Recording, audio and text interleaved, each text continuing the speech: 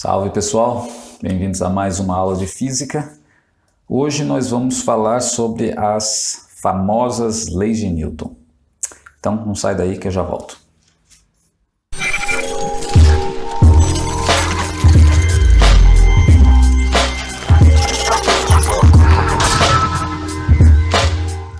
Pessoal, na aula passada eu disse para vocês que Newton foi o maior de todos, porque ele resolveu os dois maiores problemas científicos da história da ciência. O problema do centro do sistema do mundo e o problema da causa da gravidade.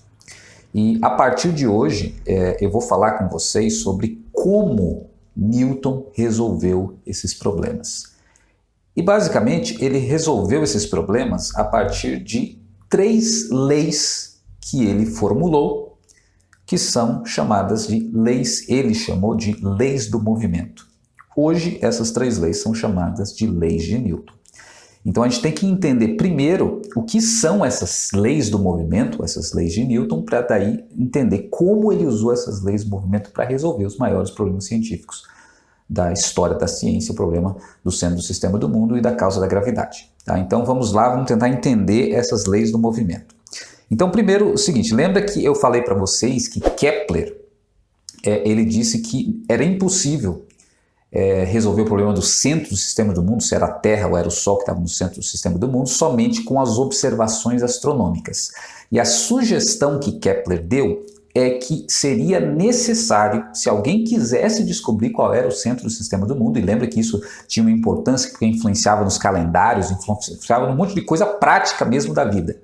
E Kepler disse o seguinte, se alguém quiser resolver esse problema do centro do sistema do mundo, vai ter que descobrir primeiro qual é a causa dos movimentos planetários. O que faz os planetas se movimentarem como eles se movimentam? Os planetas, eu digo, os astros em geral, né? A Lua em torno da Terra, os outros planetas se movimentando também. Qual é essa causa? E isso fez, então, que não só Newton, mas, na verdade, antes de Newton, na década de 1670, por exemplo, lembra que os Principias de Newton foi publicado em 1687, então, portanto, uns 10 a 15 anos antes de Newton publicar os Principia, a Sociedade Real da Inglaterra, a Royal Society, né, a maior sociedade científica da Inglaterra, fez um desafio, fez uma espécie de concurso, que era o seguinte: descobrir qual eram as leis que governavam as colisões entre os corpos. Aí você pergunta, Ricardo, mas o que uma coisa tem a ver com a outra? Na verdade, a Royal Society propôs esse desafio porque o raciocínio era o seguinte: não tem como saber qual é a causa do movimento dos planetas se a gente não sabe nem qual é a causa dos movimentos em geral. Por exemplo, você vê uma bola rolando numa descida, um corpo se movimentando, um corpo qualquer. Qual que é a causa do movimento? O que faz os corpos se movimentarem? Eles não tinham a compreensão nem das causas dos movimentos em geral. Como que eles vão descobrir a causa do movimento dos planetas? Então essa foi a ideia lá dos fundadores ali da Royal Society ali que estavam atuando na época. Se a gente descobrir qual é a causa dos movimentos, naturalmente a gente vai conseguir investigar qual é a causa do movimento dos planetas. E assim a Royal Society colocou esse concurso, né, esse desafio para os maiores, os principais pensadores, cientistas, filósofos da época, de descobrir a lei das colisões entre os corpos, porque eles já imaginavam que os movimentos eram gerados por empurrões, né, que é o nosso senso comum. Você empurra um corpo, se movimenta. Então, as colisões é justamente esse contato, um corpo bate no outro e gera um movimento. Só que ninguém dominava, sabia, eles tinham essa ideia que a colisão gerava um movimento, mas quais são as leis, principalmente matemáticas, que governam essas colisões, esses movimentos gerados por colisões? E aí, 3 dos principais matemáticos da época, e filósofo, né, matemático e cientista, era tudo a mesma coisa, não existia essa divisão que tem hoje, né, entre matemático, cientista, filósofo, era tudo uma coisa só. Então, três matemáticos de grande renome na época, o primeiro que eu já citei para vocês aqui várias vezes, o Christian Huygens, que era um holandês, um dos maiores geômetras e matemáticos da época. Um outro que era o Christopher Wren, que eu também já comentei com vocês na aula passada, que era um arquiteto real, ele era arquiteto, mas também era matemático. E terceiro, John Wallis, que era um outro matemático muito renomado. Eles se colocaram, se mergulharam nesta investigação sobre a regra, as leis das colisões entre os corpos, que seriam as leis do próprio movimento, que a gente está falando aqui. E eles realmente fizeram um trabalho extraordinário lá, mas eles não conseguiram chegar num consenso a respeito de quais seriam as leis do movimento, as leis das colisões. Isso só foi resolvido mesmo quando Isaac Newton sentou para escrever, para formular aquelas coisas para Halley, né? Quando Halley pediu lá sobre o problema de Kepler, que eu contei para vocês a história, e aí Newton não achou os papéis, e aí quando ele sentou, aí Newton enfrentou esse problema, entrou em contato com as pesquisas desses três matemáticos, mas aí Newton resolveu, conseguiu formular as leis que até hoje nós chamamos de leis do movimento. Então, aqui, por exemplo, no Princípio de Newton, que eu já mostrei para vocês no livro de Newton, mostra até aqui, né, não sei se vocês conseguem ver, mas enfim, vou mostrar aqui. Aqui é um escolho das leis do movimento. Ó. Mostra, tem até um desenho aqui dos aparatos experimentais que Newton usou, né, com pêndulos. Ele fazia a colisão entre os corpos usando pêndulos. E foi essas experiências que não só Newton, mas os outros também fizeram para tentar descobrir quais eram as leis do movimento. E depois de fazer essas experiências, Newton chegou às suas famosas leis do movimento. Ok, então a questão de Newton, pessoal, era a seguinte: o que causa o movimento? Não adianta Newton tentar descobrir qual é a causa dos movimentos planetários se ele não sabe primeiro qual que é a causa do movimento. Então a pergunta que ele se fez é: o que causa o movimento? Essa pergunta aqui. Qual é a causa dos movimentos em geral? Imagina aí uma bola rolando, imagina um carro em movimento, imagina qualquer coisa aí se movimentando, uma folha levada pelo vento. O que causa qualquer tipo de movimento? Então Newton queria responder essa questão. Eu poderia perguntar para vocês, porque a gente tem concepções também do nosso cotidiano, das coisas que a gente observa, para responder essas questões. Se eu perguntasse para vocês, o que causa um movimento para vocês? Qual é a causa dos movimentos? Provavelmente você ia responder assim, você ia pensar, lembra de um jogador, tem uma bola, e a bola entra em movimento quando? Quando o jogador chega e chuta a bola. Se eu empurro uma cadeira, a cadeira se movimenta. Então, intuitivamente, se eu perguntasse isso para vocês em sala de aula, por exemplo, vocês iam dizer assim, olha, é uma força que gera movimento. Se eu empurro alguma coisa, se eu aplico uma força em alguma coisa, a coisa vai se movimentar. E veja, isso que vocês responderiam para mim, com toda certeza, já fiz essa pergunta para muitas turmas, muitos anos, isso que vocês responderiam para mim, é a resposta que, na verdade, era dada desde séculos antes de Cristo. Porque Aristóteles já tinha respondido 3 séculos antes de Cristo essa questão. E ele dizia o seguinte: o movimento é causado por uma força. Então, se tem um corpo se movimentando, então isso significa que alguma força está sendo aplicada sobre ele. Porque senão ele não estaria se movimentando, ele estaria parado. Então veja, a explicação de Aristóteles é a explicação do senso comum. É a explicação que a gente tem observando os fenômenos naturais, que você, que eu, que o seu pai, que a sua mãe, que o seu tio, todo mundo tem. Mas o problema com essa explicação de Aristóteles, que é a nossa explicação também, é o seguinte: começou a ser questionado durante a Idade Média essa explicação. Porque as pessoas começaram a pensar assim, se há uma força que gera movimento, alguém poderia me explicar por que quando eu pego uma pedra na mão e eu jogo essa pedra, ok, eu estou aplicando uma força nela.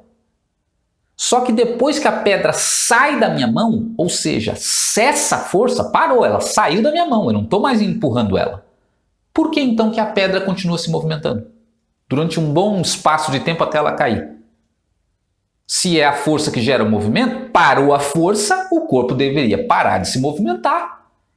Então alguém pode explicar por que as coisas são assim? O jogador, tudo bem, a bola se movimenta por causa da força que o jogador aplica lá quando ele chuta. Mas ok, depois que o jogador chutou a bola, não tem mais força atuando na bola. E por que a bola continua se movimentando então? Então veja que mesmo essa explicação que parece correta, tem alguns problemas que ninguém conseguia explicar. E na Idade Média começaram a surgir um monte de teorias para tentar explicar por que um objeto, depois que a força cessa, ele continua se movimentando. Surgiu até uma teoria chamada teoria do ímpetus, que alguns defendiam o seguinte, que a força passava para o objeto. Entendeu? Se aplica uma força, chuta a bola, tem uma força ali. Mas não somente a força empurra o objeto, mas como parte dessa força entra no objeto. E ao longo do tempo acaba levando ele mais um tempo e essa força vai se esvaziando, vai acabando, e quando ela acaba completamente o corpo acaba movendo. Então percebe como é estranha essa explicação? Mas por quê? Porque eles não tinham a compreensão de por que um corpo continua se movimentando mesmo depois que a força cessou.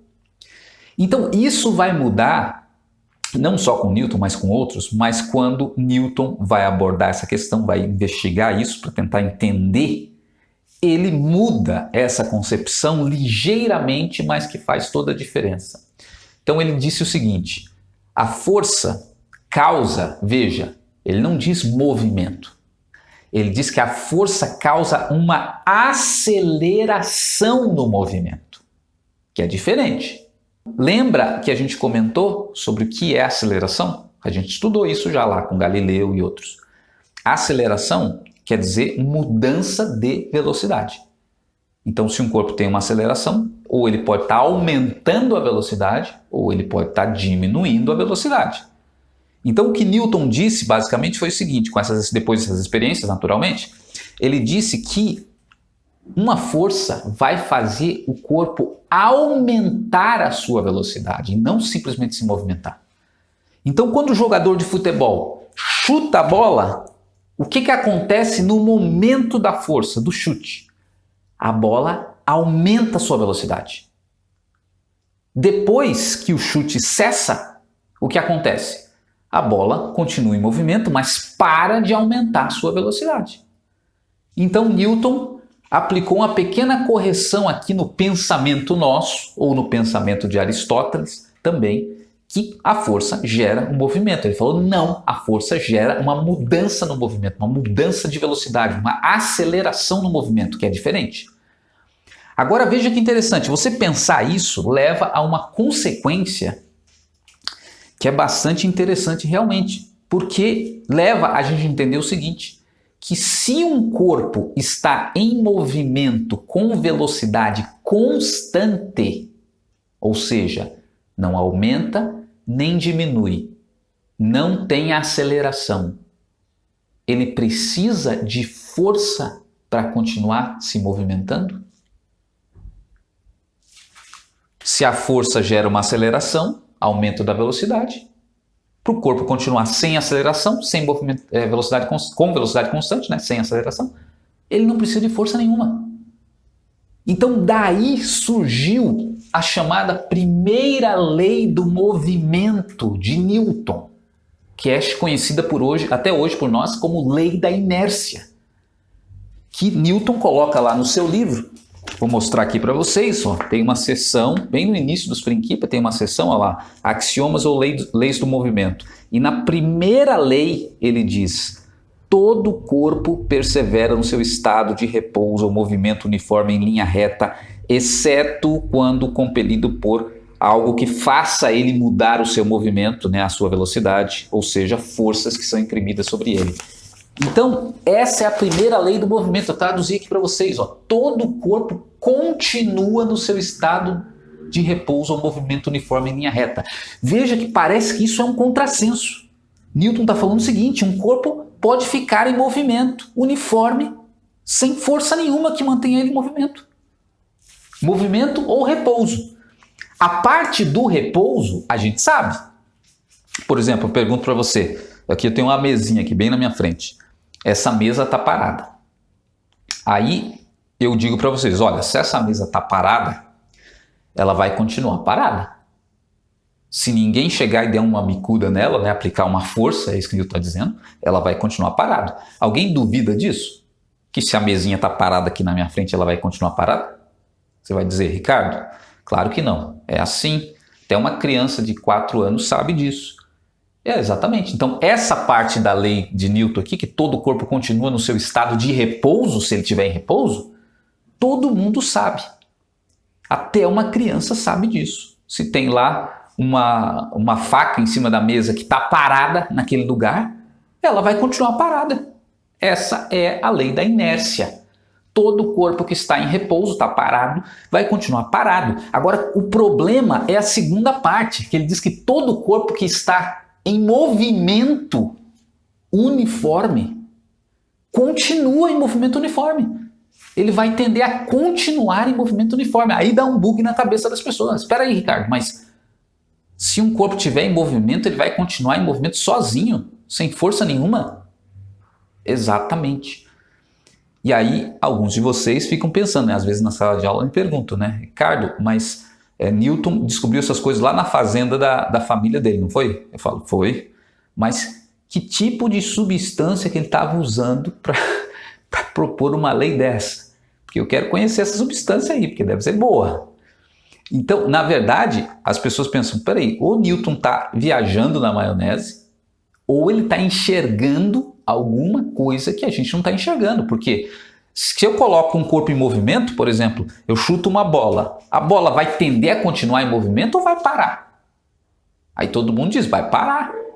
Se eu pego aqui um apagador, empurro, né, no trilho do quadro aqui, ele vai tender a continuar em movimento ou vai parar? Aí você vai dizer, ele tende a parar. Se eu pego uma bicicleta aqui, ó, coloco a cabeça para baixo assim, e para arrumar o pneu, por exemplo, giro o pneu aqui, ele vai tender a continuar em movimento ou vai parar? Vai parar. Como que Newton está dizendo que as coisas vão continuar em movimento? Não faz sentido isso. Mas aí que está. Ele não estava drogado, não. Ele estava enxergando uma coisa que a gente não está enxergando. Veja bem, a experiência que Newton citou, experiência do peão. Todo mundo, talvez todo mundo não, né? Mas a maioria de vocês, né, já deve ter brincado com um peão, né? Aquele peãozinho que você gira e ele fica rodando. Newton fez uma comparação desse peãozinho com os planetas. Ele perguntou o seguinte, tá, se as coisas tendem a parar que estão em movimento, me diga, a gente olha para o céu e vê os planetas se movimentando, vê as estrelas se movimentando, vê o Sol se movimentando. Eu pergunto, desde quando que eles estão se movimentando? Desde quando?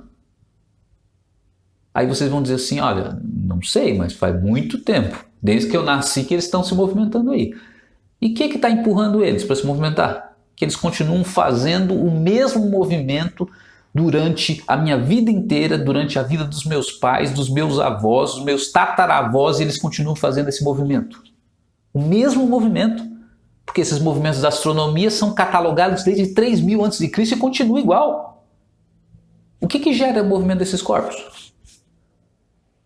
Então, veja que, se você for analisar o universo inteiro, não só o nosso planeta, que as coisinhas estão perto da gente, você vai observar que a maior parte das coisas do universo, elas estão em movimento, não paradas.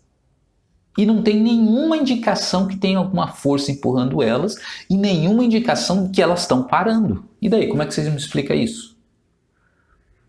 E aí Newton mostrou o seguinte, ó, se você pega uma borracha, por exemplo, uma borrachinha aí que vocês têm, né? Ele não falou borracha, né? Eu estou só traduzindo aqui para as coisas que a gente está acostumado. Você pega uma borracha, ou pega esse giz aqui, ó. Tá vendo esse giz? Se eu girar esse giz em cima da mesa, vocês acham que ele vai continuar girando ou ele vai parar? Todos vocês aí provavelmente vão dizer assim, Ricardo, se você girar esse giz em cima da mesa, ele vai rodar um pouquinho e vai parar. Tá, Agora, e se eu pegar um peão, sabe o peãozinho? E eu girar ele? Ele vai rodar mais tempo ou menos tempo do que esse giz que eu giro em cima da mesa? Aí vocês vão responder para mim. Ricardo, o peão vai girar bem mais. Todo mundo que já brincou com peão sabe disso. Ele vai ficar girando ali um tempinho, né? 1 minuto, sei lá, 2 minutos antes dele parar. Aí eu pergunto para vocês, qual que é a diferença então do giro que eu faço com o giz aqui ou com a borracha, ou qualquer outra coisa, e o peão? Pense, porque Newton pensou nisso, ele deu esse exemplo do peão aqui no livro dele. Qual que é a diferença? Aí provavelmente você vai dizer assim, olha, não sei qual que é a diferença. Eu vou te dizer então a diferença. A diferença é que o peão está apoiado em cima de uma pontinha bem fina. Sim ou não? Sim. Você coloca ele em contato com o solo, quer dizer, o ponto de contato do peão com o solo é mínimo, é só a pontinha. E aí você gira. O que influencia o giz aqui estar em contato, uma área de contato maior com o solo, a borracha, e o peão tem só um pontinho em contato? Isso vai influenciar no quê? Também vocês, pode ser que não tenham compreensão agora, eu vou ajudar vocês. Influencia no atrito. Maior área de contato, maior atrito. Menor área de contato, menor atrito. É o atrito que faz a borracha ou o giz parar de rodar. O peão tem um ponto de contato muito pequeno, o atrito é muito menor, então ele fica girando muito mais tempo. Aí Newton se pergunta, e se não tivesse atrito nenhum? O que aconteceria com o peão girando? Aí Newton explica.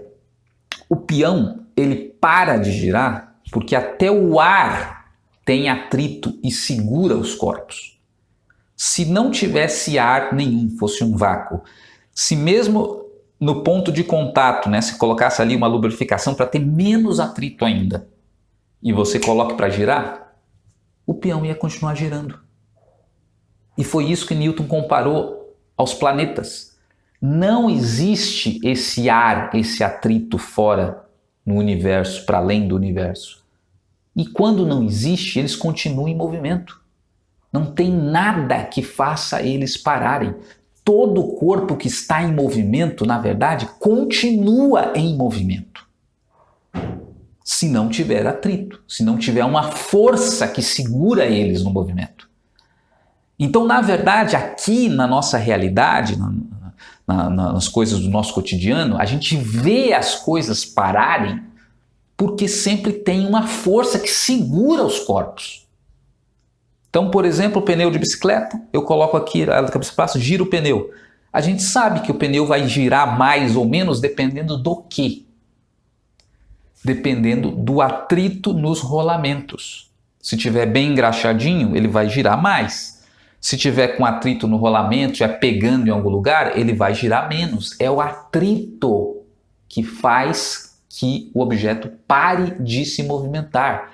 Se não tiver esse atrito, ele continua se movimentando. Essa é a lei que Newton está explicando, está tentando explicar para a gente. Você pode imaginar também de outra forma. Se eu pego um objeto qualquer aqui, né, eu vou pegar um que está aqui na minha frente, né, uma chave aqui. Eu pego e empurro essa chave no chão. Ela vai se movimentar ou vai parar? Aí você vai dizer, vai parar, Ricardo. Tá, e se eu pegar em vez de uma chave, eu pego um cubo de gelo e eu coloco em movimento com a mesma força que a chave? Você acha que o gelo vai mais ou vai menos no meu chão aqui, que é um chão liso? Aí você vai me responder, Ricardo, vai mais o gelo. E aí eu pergunto para você, vai mais por quê? Por que o gelo vai mais do que essa chave? Aí você vai me responder também, porque todas essas perguntas eu já fiz para vocês presencialmente, eu já sei todas as respostas de vocês. Vocês iam me responder assim, Ricardo, porque o gelo é mais liso. Mas o que é ser mais liso? É não ter atrito, ter menos atrito. Então veja, não é que a força acaba que os corpos param. Os corpos param porque tem uma força segura a eles, que é o atrito. Se não tivesse esse atrito, eles continuavam o movimento deles, indefinidamente. Então, isso que Newton estava defendendo aqui, essa primeira lei do movimento, hoje em dia é uma coisa comprovada de muitas maneiras. Por exemplo, nós sabemos que você está usando o seu celular aí agora porque existem satélites. Mas onde esses satélites estão? A gente sabe, em órbita em torno da Terra. Tá, mas e o combustível deles não acaba? Não precisa de combustível. Porque uma vez que eles chegam lá fora da atmosfera, não tem atrito, eles continuam em movimento. Então, o que Newton estava falando aqui, mesmo muito tempo antes do homem ir para o espaço, depois se comprovou de várias maneiras, inclusive pelos satélites que estão ali. Hoje, a gente está usando o celular porque está lá um monte de satélites girando em torno da Terra.